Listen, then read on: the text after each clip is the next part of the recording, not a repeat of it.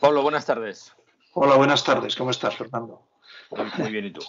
Bueno, pues tenemos ahora la oportunidad de poder dialogar con Pablo González Pola, que es doctor en Historia y en Ciencias de la Información y profesor de la Universidad CEU San Pablo, de la cual también ha tenido otros puestos, ha sido directivo, y también es profesor de Historia del Arte, pero también concurre él la circunstancia de que es militar de carrera, militar profesional, teniente coronel en situación de reserva, y ha desarrollado la mayor parte de su vida militar en la gestión de la comunicación, ¿no? Y en el patrimonio, en todo lo relativo a el patrimonio histórico de las Fuerzas Armadas.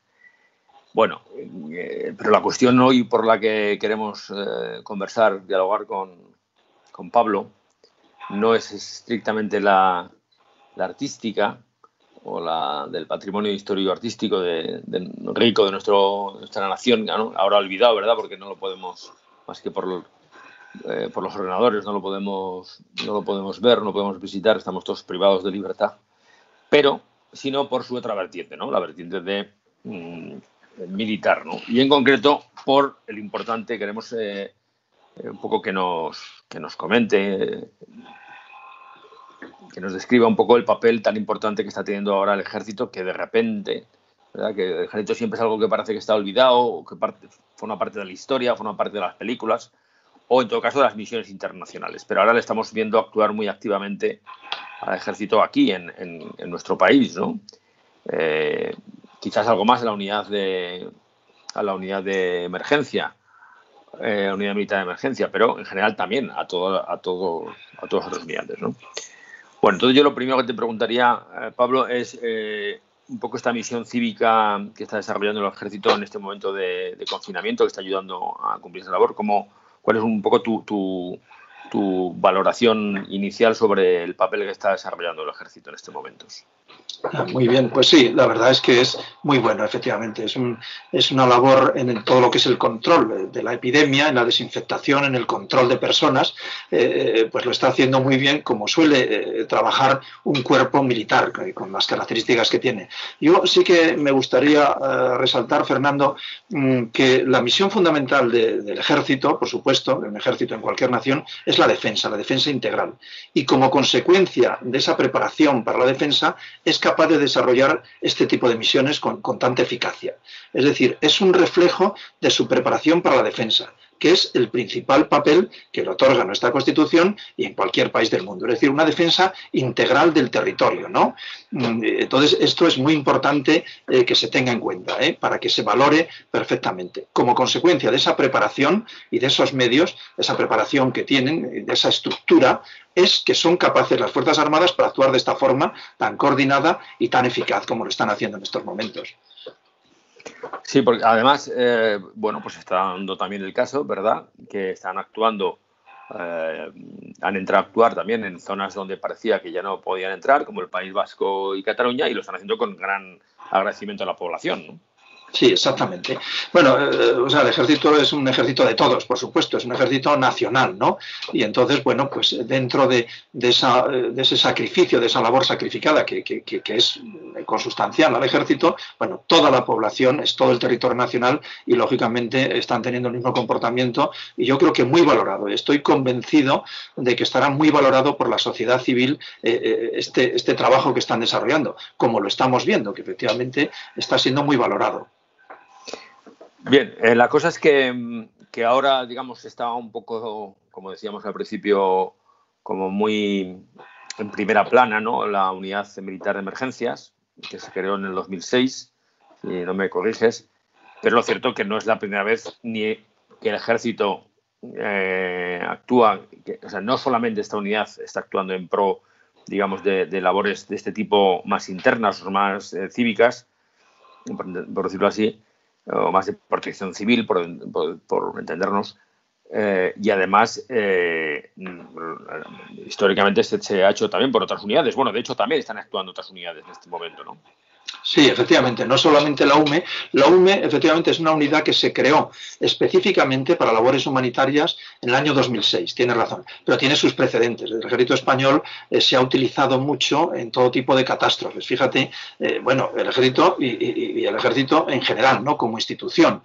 Por ejemplo, en el siglo XVII se empleó en la zona de Alicante, en Andalucía también a principios del siglo XIX, y se hacían para controlar precisamente que en las zonas que estaban infectadas con alguna epidemia no pudiera salir la gente y no se expandiera. Prácticamente lo mismo que aquí. Incluso pues se colocaban los militares en círculos concéntricos, o sea, si se veía que era una zona determinada, una ciudad, un pueblo o una región, se acordonaba perfectamente, ¿no? Entonces se ponían unas estacas con un cordón hecho de cáñamo protegido por militares. Por eso se llama cordón sanitario. Se llama cordón sanitario porque tenían estacas con esos cordones, esas cuerdas hechas de cáñamo, y de vez en cuando hacían unas puertas que les llamaban barracas, puerta de barracas, por donde podía salir la gente. Curiosamente, te estoy hablando de 1804, en la gran epidemia que hubo en Andalucía. Me dirías, bueno, ¿y cómo salían? ¿Cómo sabían? Porque allí no había test como queremos. Sí, ni termómetros eléctricos, ¿no? Exactamente, no existían. Bueno, pues es curioso porque tenían que tener un certificado del cura párroco. Es decir, que el cura párroco del pueblo certificaba que ese señor podía salir y podía traspasar ese cordón sanitario. Solo así era cuando era posible que pudiera salir. Y también podríamos hablar de que habría sus sanciones, ¿no? Como ahora los cuerpos y fuerzas de seguridad nos ponen alguna sanción si cometes alguna irregularidad y te saltas el confinamiento. Pues entonces también. Y eran bastante rigurosos, principios del 19, en esta gran epidemia que hubo en Andalucía y en Alicante, que también la hubo, pues no ponían multas, pero podían arrestarles. Alguno saltaba el confinamiento, incluso se habla que se les podían mandar a galeras o, a galeras, a trabajos forzados. Y también era muy castigado, que podía estar castigado con la muerte incluso, cuando había robo de ropa o de enseres de personas que habían sido contagiados con la peste, ¿no? Entonces, bueno, todo esto, pero vamos, no solamente en el 17, en el siglo XX, pues todo el mundo conoce la actuación del ejército cuando había unas riadas, por ejemplo, las de Valencia. Yo recuerdo en el año 83, pues también el ejército participó muchísimo en el desescombro, quitar todo el lodo y todo eso, de manera que siempre ha habido una participación militar. Incluso te diré que en el siglo XVIII, finales, don Manuel Godoy ya creó una unidad, que era la artillería volante, en cuyo reglamento ya decía que tenía una de sus misiones era actuar en catástrofes públicas y concretamente en apagar incendios, que es una cosa curiosa. Digamos que es el antecedente directo de la UME, ¿no? Que, como digo, es una unidad muy bien dotada. Y ahora mismo les estamos viendo actuar muy bien, pero no solamente a la UME. Están también diferentes unidades, la Legión, que no me quiero olvidar que celebra su aniversario este año, y bueno, está trabajando también muchísimo. De manera que esa vocación de servicio es inherente al cuerpo armado, a la institución armada, que lógicamente está en servicio de los españoles, ¿no? Entonces yo creo que lo están haciendo muy bien. Estamos, de alguna manera, y muchos, yo creo que el jefe del Estado Mayor lo ha dicho en alguna ocasión, bueno, y se desprende un poco de los hechos, ¿verdad? Estamos en una situación muy peculiar, pero de alguna manera de guerra. Es un enemigo invisible, es un enemigo que no es un vecino ni que no es otro país, por lo tanto siempre es mejor, ¿verdad? Que no es un ser humano, ni siquiera es como las bacterias, que sí que consideran seres vivos, ¿no? Y bueno, y entonces, por lo menos, aunque estamos en una situación sufriente y complicada, pero por lo menos, de alguna manera, se está generando una unión importante a través a favor de todos los que están, no solamente el ejército, obviamente todos los otros cuerpos, empezando por los sanitarios, y verdad, y incluso bueno, y de todos los demás, iba a decir también de la ayuda espiritual tan importante en estos momentos y que también pues la gente de Iglesia está prestando, ¿no? Bien, pero en concreto, de alguna manera estamos viendo como que esa disciplina y esa forma de actuar muy reglamentada, ¿no? de una institución como el Ejército está viniendo muy bien en estos momentos complejos, ¿no? Sí, exactamente. Bueno, lo que decíamos al principio, efectivamente, es un reflejo de su propia formación, de su propia forma de ser. De manera que tanto los oficiales y suboficiales, los mandos en su formación, ¿no? En lo que es en sus academias, como los soldados, en la formación que tienen muy claro estos valores que son muy típicos o conforman la institución. Por ejemplo, el valor, ¿no? El espíritu de sacrificio es importantísimo, pero sobre todo yo destacaría también el sentido jerárquico, es decir, esa proyección jerárquica que tiene la institución que nos lleva a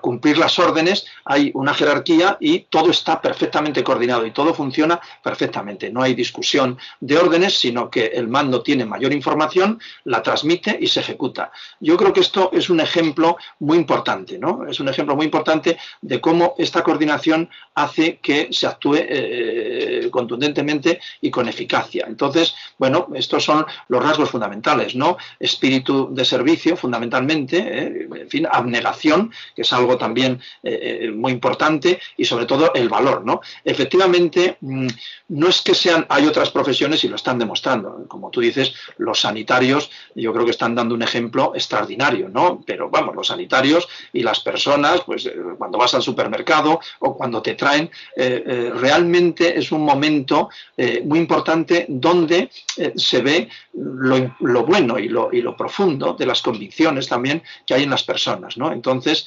es una profesión, la militar, en el que esto se da habitualmente, pero efectivamente no es exclusivo, ¿no? Y lo estamos viendo ahora. Pero, sobre todo, yo diría, esa jerarquización y ese sentido disciplinado de trabajar, esa estructura en la que trabajan las Fuerzas Armadas, yo ahora estoy observando también cuando habla algún militar, algún general del ejército, también provoca pues una sensación de seguridad, es decir, están haciéndose las cosas muy bien en este sentido y es algo muy satisfactorio para todos.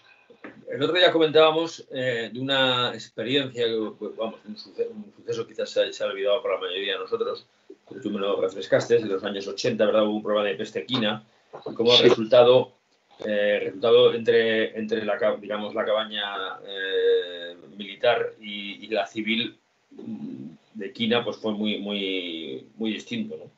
Sí, efectivamente, claro.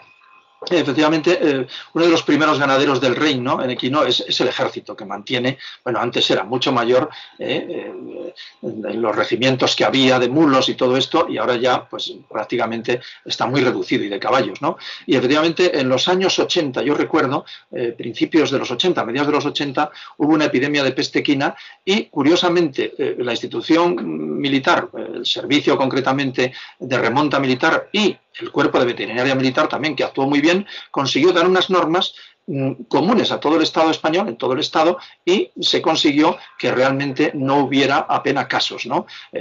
Casos de peste equina dentro del ejército. Entonces, yo creo que eso es una buena demostración de cómo funciona jerárquicamente todo y cómo funciona bien, ya lo creo.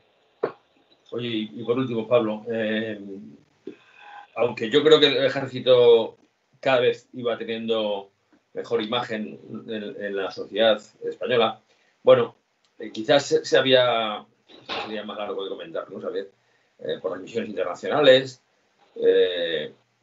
quizás se había desdibujado su papel, porque su papel, pues, desgraciadamente, en algún momento, pues, incluso en misiones internacionales han tenido que entrar en situaciones de conflicto y del empleo de la fuerza, ¿no? Pero bueno, el caso es que en general la imagen del ejército cada vez era mejor. Yo creo que esto todavía ha sido un empujón hacia adelante, ¿no? De la implicación, la imbricación entre la sociedad y el ejército, ¿no?